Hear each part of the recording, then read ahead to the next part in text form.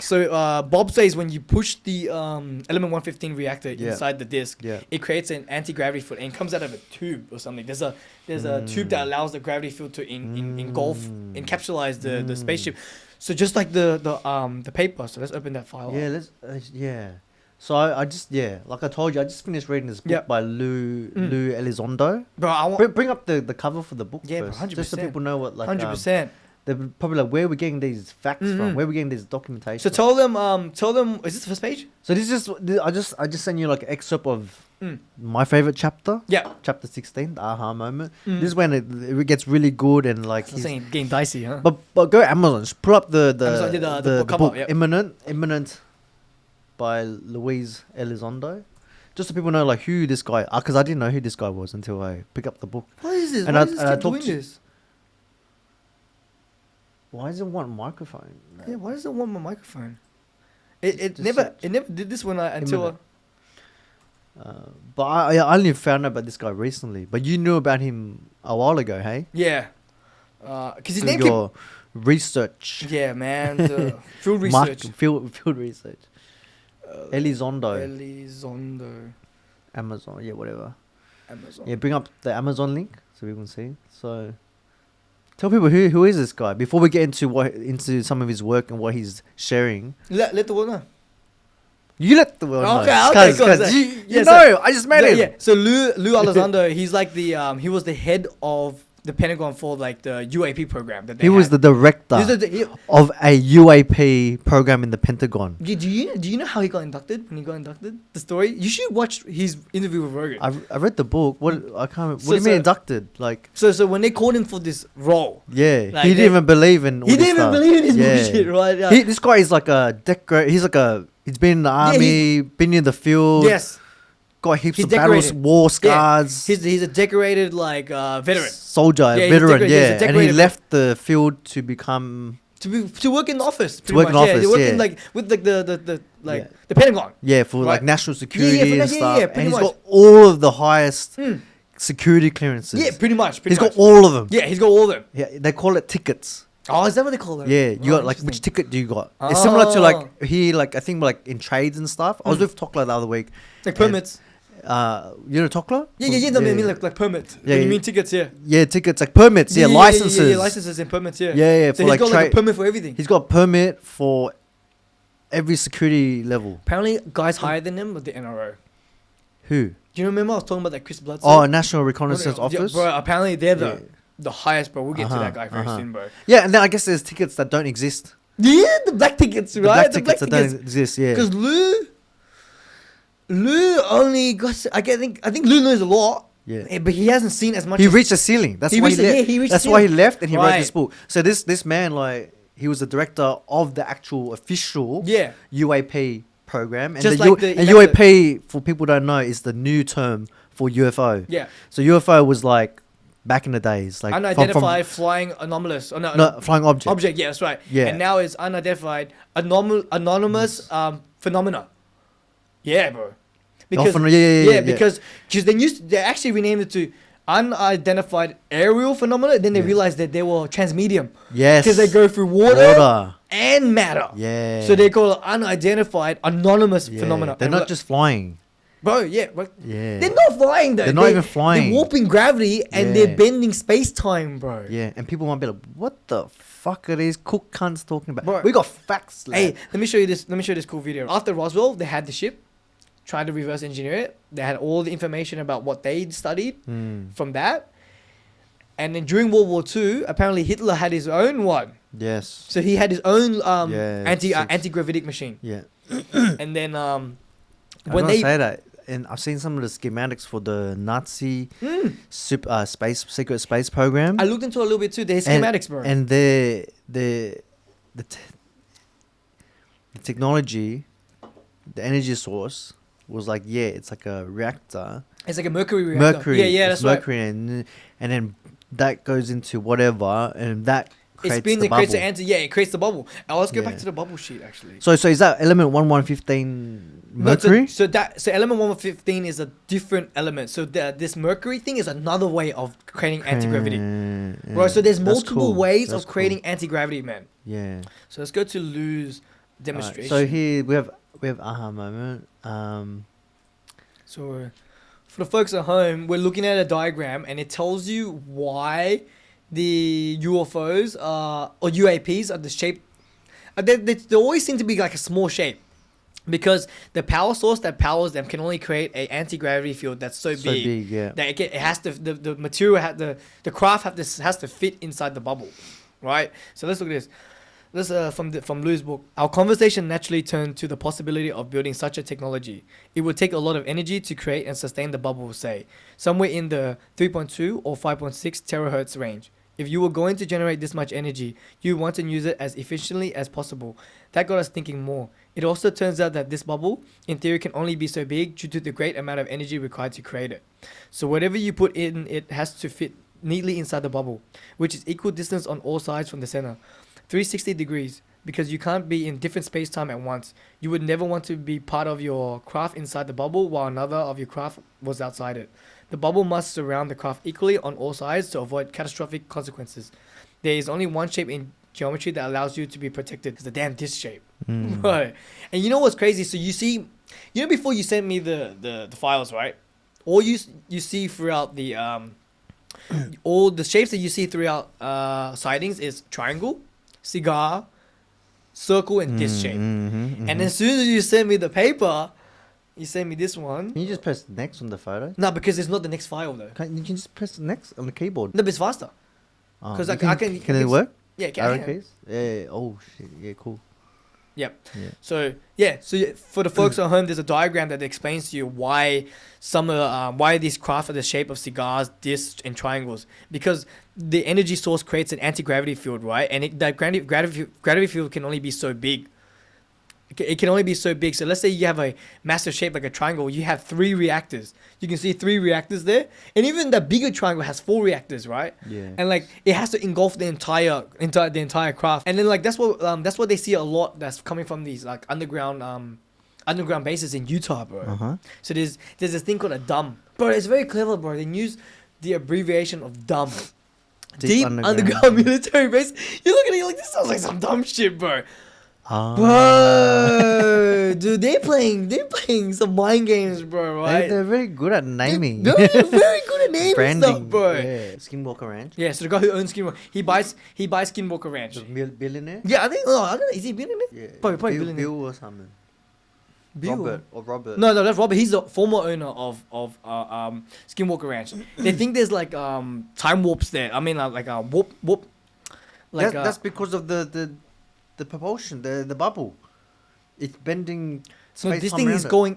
So they think there's wormholes in Skinwalker Ranch. There's things coming out of the wormhole. No, but I'm saying, from the technology they reverse engineered, the space time thing. Yeah.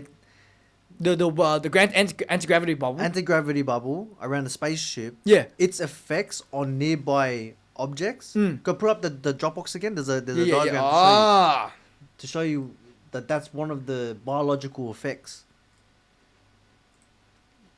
Go back. Which page? Maybe the left one, 09. 09.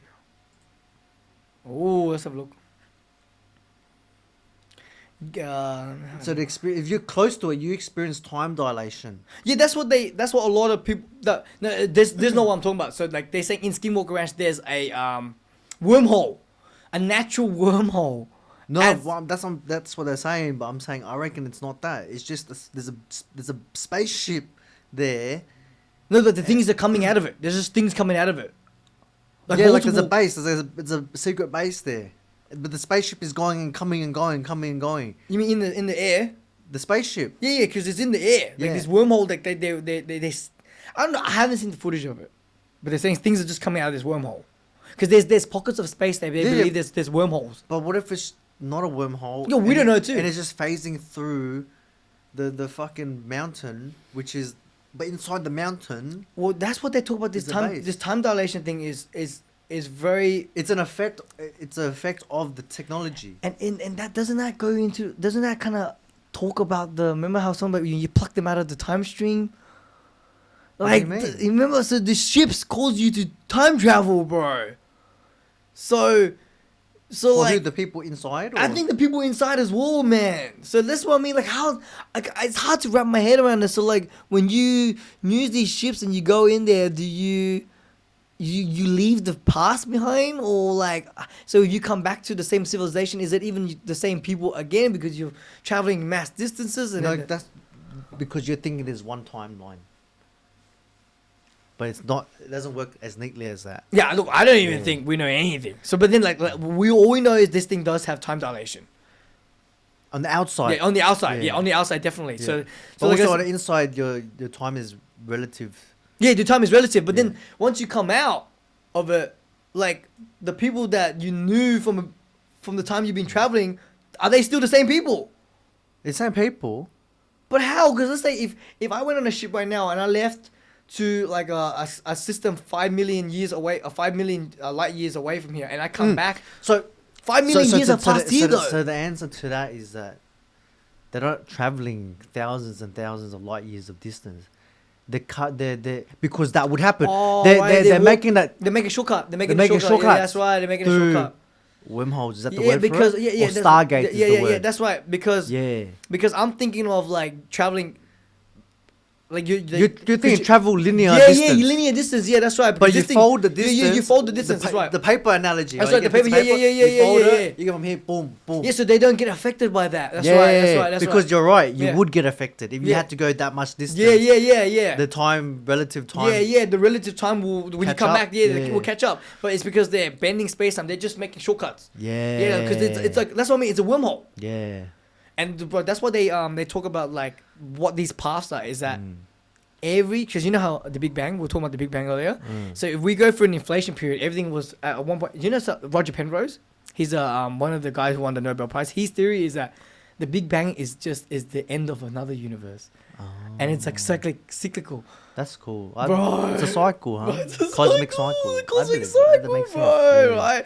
So like It's a cosmic cycle, and the Big Bang is just the ending of a universe, and then it starts out one, and it just keeps repeating itself.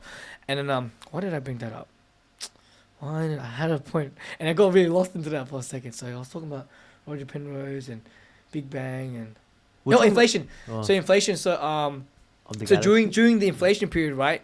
So at the start, all particles were right next to each other. To turn into to make something quantumly entangled, you affect them at a quantum level when particles are like close to each other or something. So if that's the case, since we all started something small, wouldn't it mean all the particles were already close to each other? And what Stephen Greer says is that during the inflation period, all these particles are quantumly entangled to each other, and that's why these ships can go shoop, shoop, shoop, shoop, shoop, because all the past, everything is connected to each other.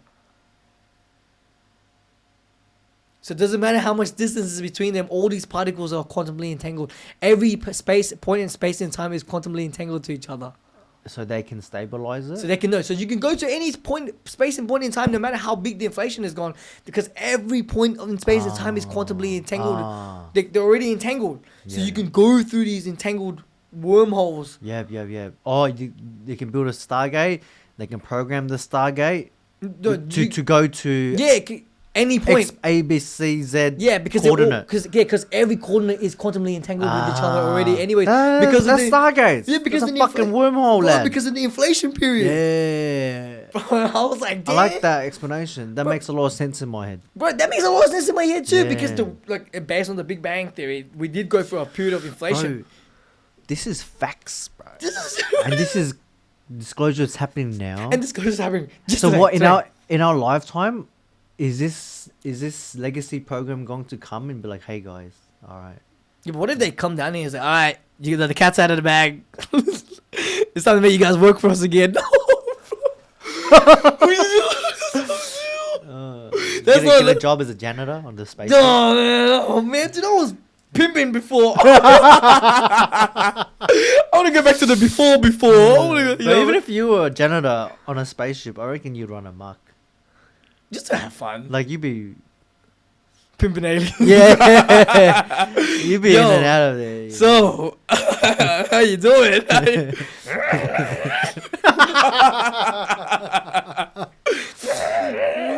I don't know what you said, but I like it, bro. But you be consciously talking to them, so you know what to say. Yeah. So you freaky. Let me read this. I haven't seen this. You got a tentacle up your ass? Right, yeah. The tentacle porn from the hentai. No, I don't know what that is. What is that? I've never seen that shit before, bro. Dude, they used to talk about that stuff all the time on the. So you know when you scroll for PH and you say like, "What the fuck?" I'm like, "What's this? People watch this stuff?" You know, dude, I'm like, damn. You know, and it's always got like 1 million views. Yeah, it's always, but you know, there's something for everyone. Yeah, right, yeah. You know what I mean? There's someone for everyone, and there's something for everyone. I like aliens. Yeah. No, if they look like Gamora, you would go there. Why, true? Bro, skin color is just skin color, man. Dude, come on, man. Hey, but going back to this. Yeah. Some other facts here.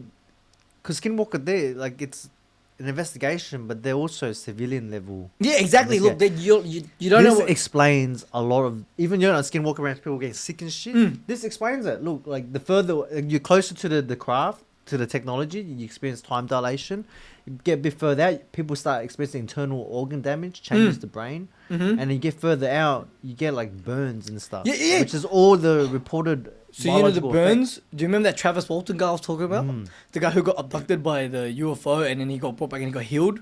Right. So there was a guy in the car who because the craft was so close to them, right? Yeah. But they're in the car. And they were in the car. Yeah. But then the guy who had the door open closest to the craft, he gets skin cancer because of the outer layer, bro, dude. Yeah. He gets skin cancer, and then they couldn't explain it because they were at that first layer. So gamma rays are the most dangerous. They're like tiny, super energetic bullets that penetrate flesh, destroy blood and cells, and disrupt the genetic code of DNA. Howell's theory explained why some people reported missing time. As you approach such a craft, you begin to experience time closer to how it experienced in the bubble. This could also alter witnesses' perception of the size of the craft. The craft that looks small from a distance at first glance may actually be quite large up close. Wow. Hey, let me tell you even something crazy, right? So going into that, you know, Stephen Greer says some of these spacecraft, when you look at it from the outside, it's small, but when you go inside, it's gigantic, like a football field. Yeah, that's wild. Because it's distorting space and time. And bro, dude. Space and time, right, dude? Let me put that clip up. That's wild, bro. That is so, dude. It's so wild, man. That's wild that they're like a football field. There was another. That's so advanced. Maybe I can't remember if it was one or two of the whistleblowers that spoke about this. They spoke about, or maybe it was you talking about it. But when they got into the craft, the inside of the craft seemed almost infinite. Yep, that was one of my. I was representing a whistleblower who is not ready to be unmasked yet. He still doesn't want to be known publicly.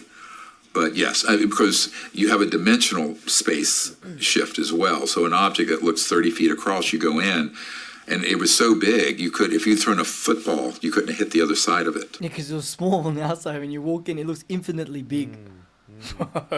So like I said, these things, like, they manipulate space and time in a way where we can't even comprehend, bro.